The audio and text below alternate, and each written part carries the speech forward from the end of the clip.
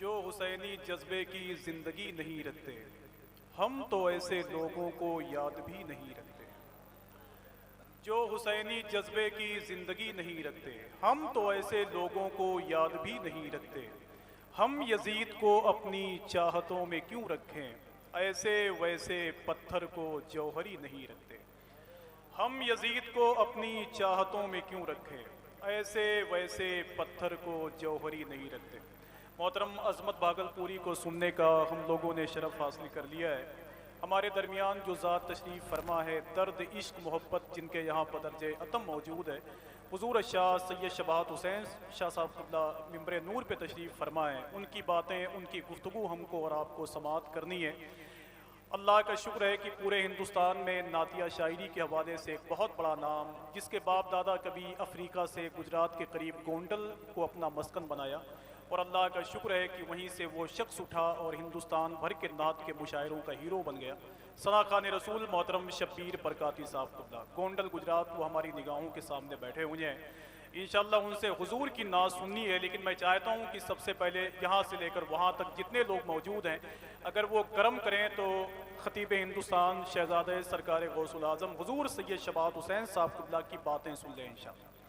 कितने लोग सुनेंगे, जरा हाथों को उठाएं तो माशाअल्लाह। बगैर किसी ताखीर के मैं उस ज़ात को आपके हवाले। बारिशे रहमत नहीं करते मेरे सरकार, मक्के से अगर हिजरत नहीं करते, उमर से काम लेना था खुदा को दीन अहमद का, उमर कैसे नबी के हाथ पर बैयत नहीं करते।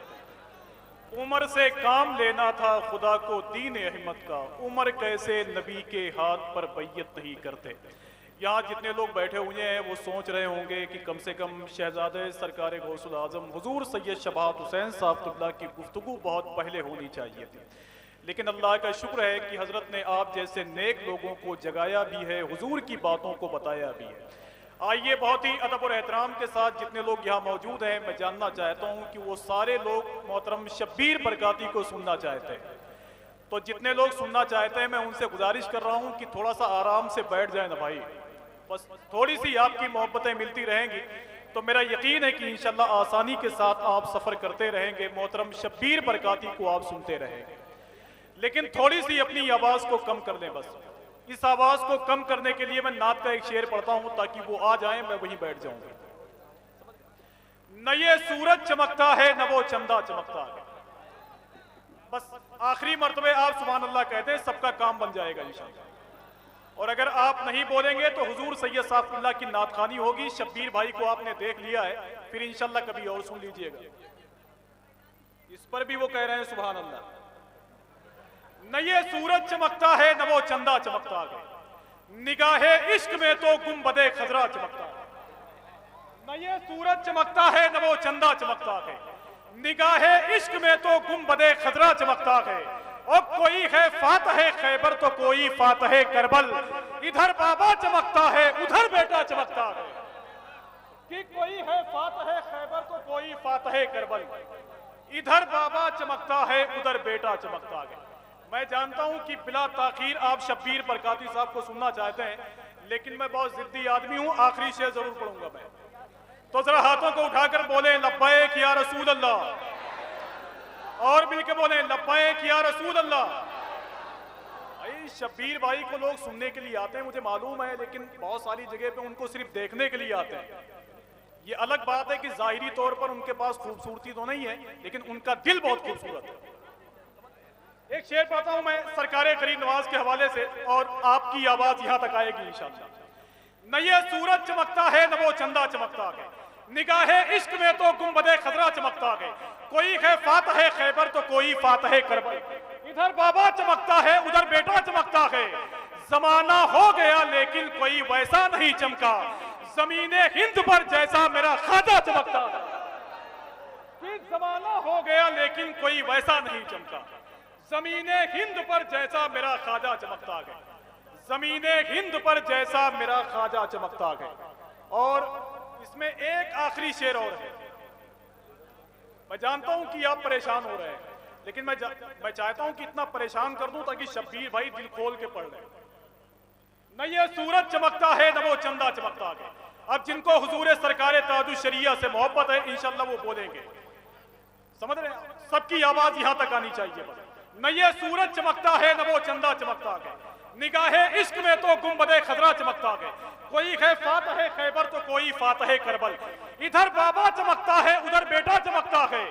और रजा वो मुफ्ती आजम के दर के सामने देखो, अबे मजार अख्तर रजा का चांद के जैसा चमकता है। रजा वो मुफ्ती आजम के दर के सामने देखो, मजार अख्तर रजा का चांद के जैसा चमकता है।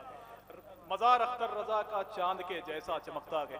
आइए बहुत ही अदब और एहतराम के साथ हिंदुस्तान भर के नात के मुशायरों में अल्लाह का शुक्र है कि तबलीग का सामान लेकर आए हैं।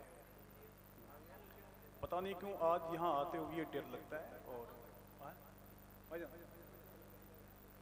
हाँ ठीक है मतलब सबको आना है कि दीन की तबलीग का सामान लेकर आए हैं, मुस्तफ़ा के शहर का फैजान लेकर आए हैं।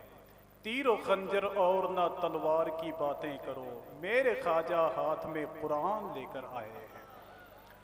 कि तीर खंजर और ना तलवार की बातें करो, मेरे ख्वाजा हाथ में कुरान लेकर आए हैं। माइक बहुत अच्छा है, मैं चाहता हूँ कि मोहतरम अजमत भागलपुरी साहब को आपके हवाले कर दूँ। वो बैठे बैठे मुझसे पूछ रहे थे कि ये बताओ कि गोंडा से भागलपुर कौन सी ट्रेन जाएगी।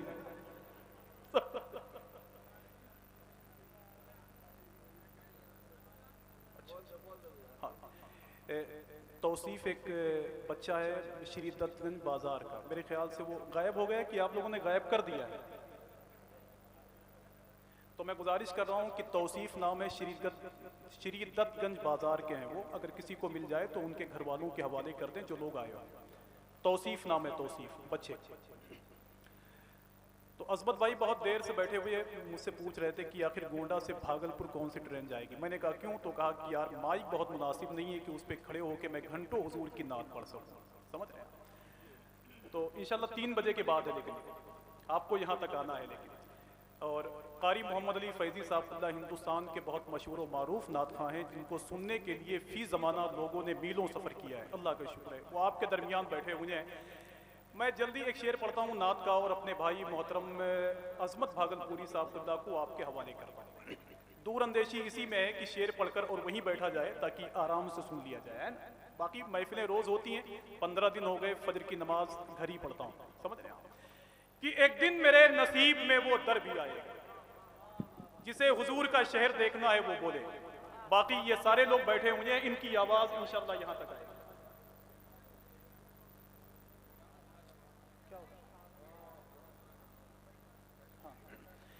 कि एक दिन मेरे नसीब में वो दर भी आएगा, आंखों में कुए नूर का मंजर भी आएगा।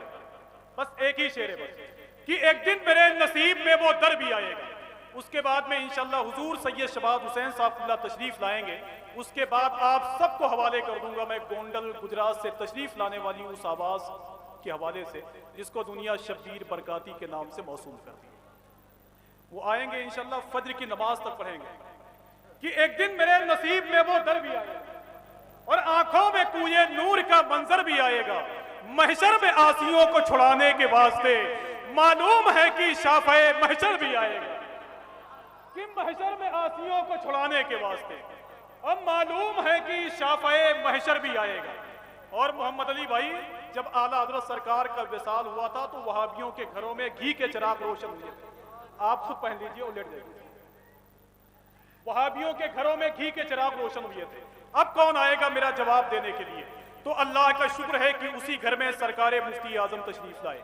सरकारे मुफ्ती आजम के विसाल के बाद में लोगों ने चिल्लाना शुरू किया, अब कौन देगा मेरा जवाब?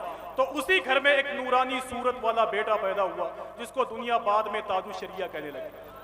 मफहूम यही है बस कि एक दिन मेरे नसीब में वो दर भी आएगा, आंखों में कुए नूर का मंजर भी आएगा।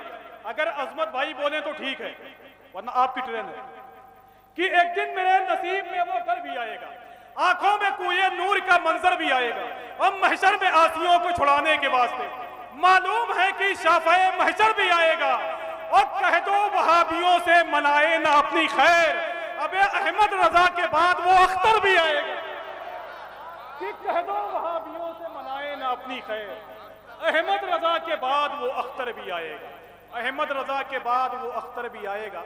जिंदे कभी कभी माला पहनते हैं। मैं गुजारिश करता हूँ अजमत भागलपुरी साहब से कि वो आए और पहन लें। और जाहिर सी बात है कि पहले उनका शहर भागलपुर कभी रेशम के हवाले से, कभी कुर्ता पैजामा कपड़े के हवाले से मशहूर था, कभी बिस्मिल भागलपुरी के हवाले से मशहूर था, लेकिन अब भागलपुर सिर्फ मशहूर है अजमत भागलपुरी के हवाले से। तो मैं चाहता हूं कि उनको आप समाअत कर लें। इन मिसरों के साथ मैं उनको आपके हवाले करता हूं कि परचमे हक झुका नहीं सकते, एक खंभा हिला नहीं सकते, और सुलह कुल्ली के बाप दादा भी नामे अख्तर मिटा नहीं।